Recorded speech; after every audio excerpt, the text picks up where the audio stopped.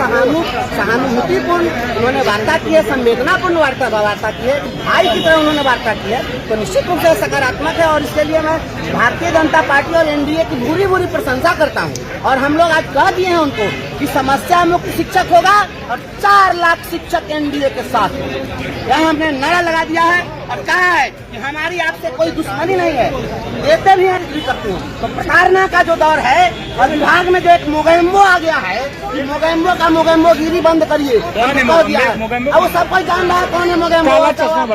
पूरा काला चश्मा फेमस हो गया है, वो मोगेम्बो फेमस है। और मोगेम्बो के खिलाफ हमने चार्जशीट फाइल किया है कि जितने भी आज तक के कुछ काम है और कुछ कारनामे हैं।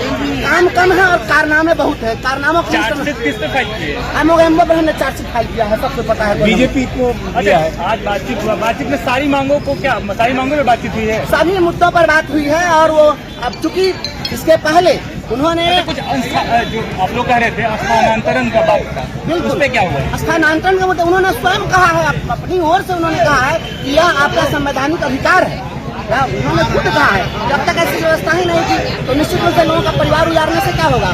परिवार उजाड़ना किसी का उद्देश्य नहीं होना चाहिए वह बहुत, लेकिन अभी तक यह मैं नहीं कर सकता हूँ। उन्होंने अपनी सहानुभूति दिखाई है, निर्णय लेना है। भरोसा बिल्कुल भरोसा है, निश्चित रूप से भरोसा है।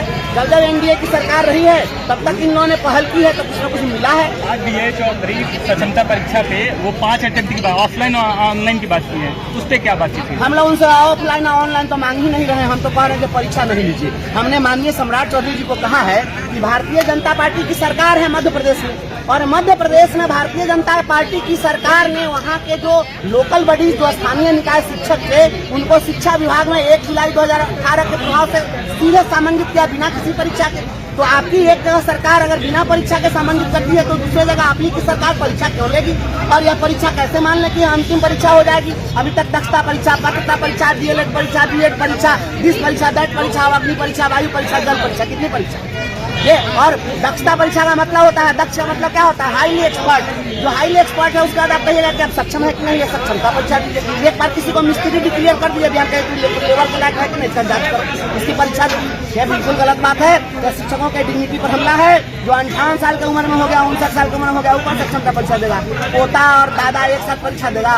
अरे किसी की भी कोई गरिमा होती है?